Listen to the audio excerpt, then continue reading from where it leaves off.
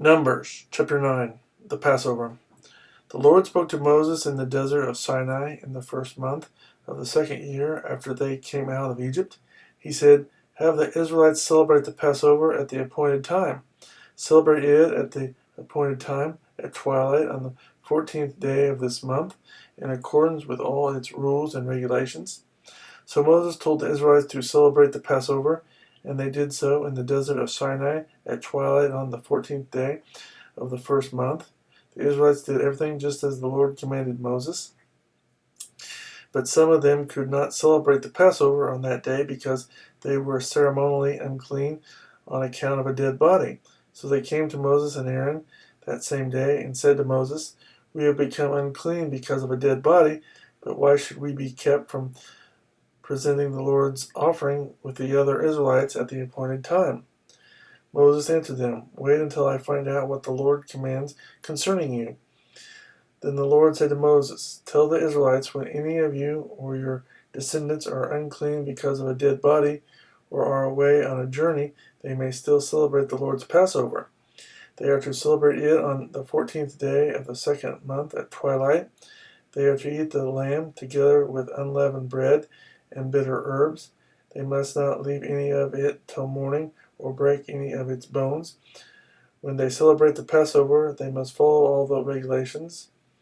But if a man who is ceremonially clean and not on a journey fails to celebrate the Passover, that person must be cut off from his people because he did not present the Lord's offering at the appointed time.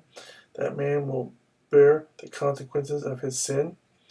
An alien living among you who wants to celebrate the Lord's Passover must do so in accordance with its rules and regulations. You must have the same regulations for the alien and the native born." The cloud above the tabernacle. On the day of the tabernacle, the tent of the testimony was set up. The cloud covered it. From evening till morning, the cloud above the tabernacle looked like fire. That is how it continued to be. The cloud covered it, and at night it looked like fire. Whenever the cloud lifted from above the tent, the Israelites set out. Wherever the cloud settled, the Israelites encamped. At the Lord's command, the Israelites set out, and at his command they encamped. As long as the cloud stayed over the tabernacle, they remained in camp. When the cloud remained over the tabernacle a long time, the Israelites obeyed the Lord's order and did not set out. Sometimes the cloud was over the tabernacle only a few days. At the Lord's command they would encamp, and then at his command they would set out. Sometimes the cloud stayed only from evening till morning, and when it lifted in the morning they set out, whether by day or by night. Whenever the cloud lifted, they set out.